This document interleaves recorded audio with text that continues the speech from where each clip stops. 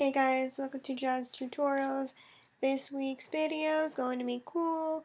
I'm going to show you how to stick your face on a piece of fruit. Kind of like the annoying orange, only not as orange. Well, if you choose an orange, you can. So yeah, that's where I kind of want to base this on. It's for beginners, basically. It's a very easy tutorial. And if you don't know who the annoying orange is, you've been living under a rock and you need to go check him out now on youtube.com/annoyingorange. I'll link below in case you want to check him out, but it's pretty funny. And they have other characters as well, like Mini Marshmallow, Midget Apple, who, by the way, I'm making a Midget Apple right now. Haha, that's what we're doing. So, go on google.com and find a piece of fruit you like, any kind you like. I'm just choosing apple because, well, I do like midget apple. Midget apple is pretty cool, so that's why I chose an apple. Alright, so once you have your fruit selected, go ahead and find a photo of whatever you want to choose and paste that photo onto your lovely document. Okay, basically when you paste onto your document, you kind of want to only have the face selected in that selection. So for me, I already masked out a lot of my selections, so I chose this lovely face here. And once you paste on your image, grab a soft round brush of large size. I chose 101, and I set my opacity down to 45% because I had the entire image selected. So for that, I just chose 45% to start with, and then I just started erasing the parts I don't want to have showing on the apple. And then once I had everything I didn't want to have showing erased, I then brought my opacity back up to 100% so I could see what my results were, and that's what I got. So you want to make sure your entire image is on the entire fruit, kind of like as you see here. Alright, now how do we morph that into the fruit? Well, we're getting there. So now, you can do this one of two ways. You could duplicate, well, we're going to duplicate the layer anyway. So, you know what? Yeah, go ahead, duplicate your layer, Control J or Command J. And now we can go ahead and add in color balance adjustment layer, or if you feel feeling lucky here, you can go ahead and add the adjustment color balance onto the actual layer. But in case I make a mistake and want to go back and fix it, I'm going to use an adjustment layer for this purpose. But again, optional, you can go color balance or not. But if you choose to do an adjustment layer, you're going to have to select this lovely paint bucket tool to make it a clipping mask only on the face and not the entire image. But if you did the opposing way, it would only be on that one image. But again, it's your call, however you want to do this. Now, I'm not going to show you my numbers here of what I've chosen because they're going to be way different for you. You want to move these lovely bars to the left and to the right to suit the color of your image. Now, obviously, apples are red, so I'm going to go for a more red tone. But if you're choosing like an orange, you'll want to go for a more orange tone. If you're using a pear, go for a more green tone, and so on. So I'm going to go probably all the way right here. And there's fine. And if you don't have to adjust your shadows or highlights if you don't want to, but I'm going to just to see how it looks and how it comes out. Let's flip it to, okay.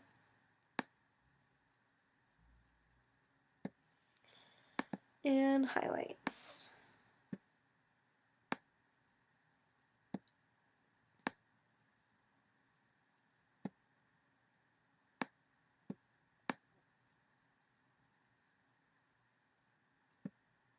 Yeah, okay.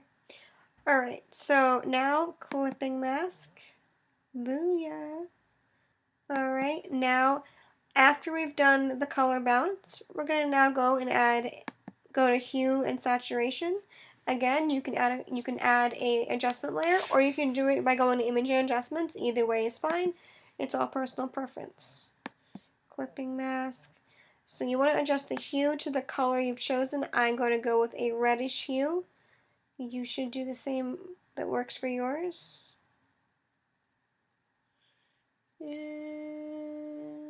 It's kind of red, sort of, kind of. Close enough. Okay. And then adjust the saturation to suit your photo. And again, adjust the lightness for your photo as well.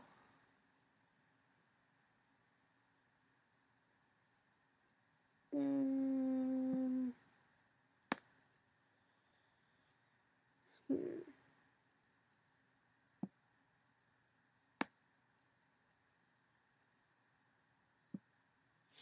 Alright, that looks close enough for me. Alright. Alright, now once you've gotten it to where you like it, I guess that's good enough for me. We're going to then go back to our first layer. Layer 2, it's mine, but yours will be layer 2, I believe. And we're going to duplicate that layer. And we're going to bring that all the way to the top. Now, this is where it's going to get kind of fun. We're going to then add a lovely mask right here. And we're now going to mask out everything except for the eyes. So get rid of everything but the eyes. And we just want to have it because we want to have the eyes colored on your photo, not with the red.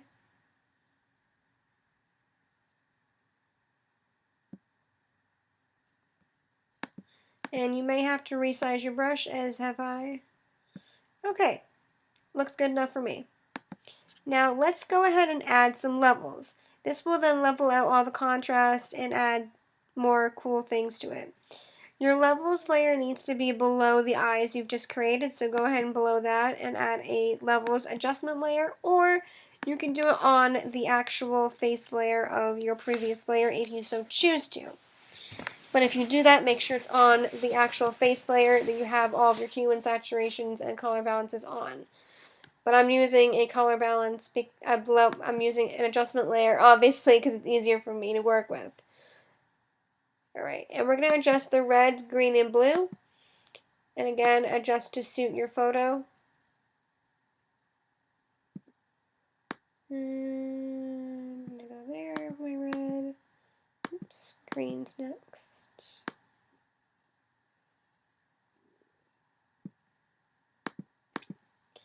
And blue. Whoa.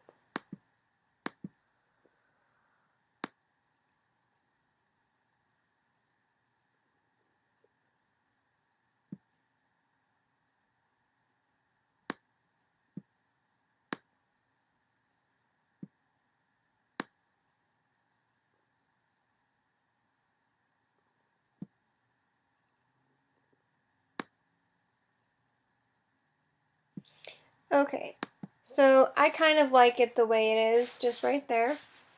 Alright, once you've done that, we're then going to go back into our main, the layer you're on right now. And we're just going to kind of morph this all into the apple / your fruit. So your main layer, which is your fruit layer, I meant to say, sorry about that.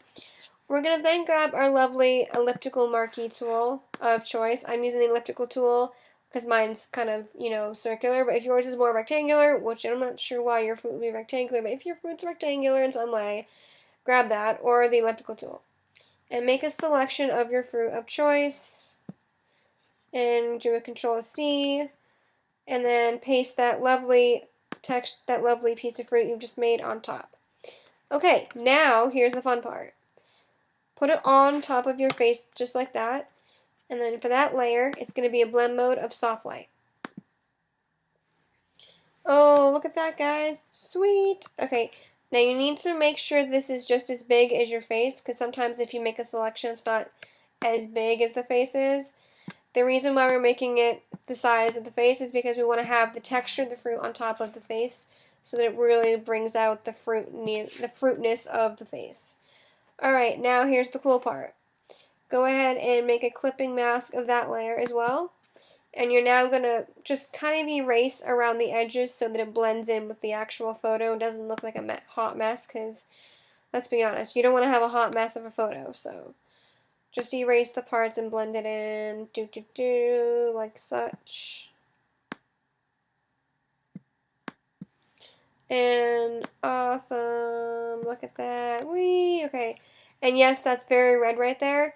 And if I wanted to, I could go back into my lovely hue and saturation, and I could fix that, totally, if I really want to, and I'm going to. Awesome sauce. Look at that, guys. It's pretty freaking sweet. So that is basically how you morph your face into an apple. Well, a fruit rather, but I chose an apple, obviously. So yeah, that's pretty simple. Yes, it was a lot of steps, but if you're a person like myself, it can seem easy. So maybe it's not really a beginner's tutorial. I don't know. You decide. You be the judge whether you think this was a beginner's tutorial or not. I thought it was, but maybe you won't think so. But again, if you have any questions, comments, concerns, whatever you want to say or do, comment below. You can inbox me here. And like I've said before, I do try and get back in a timely fashion, but sometimes I can't get back right away. And I apologize. So if I give you like a late reply, like maybe like a week or 2, 3 weeks late reply, don't be alarmed. I'm really busy at the moment doing other things, so I'm trying to get to everyone.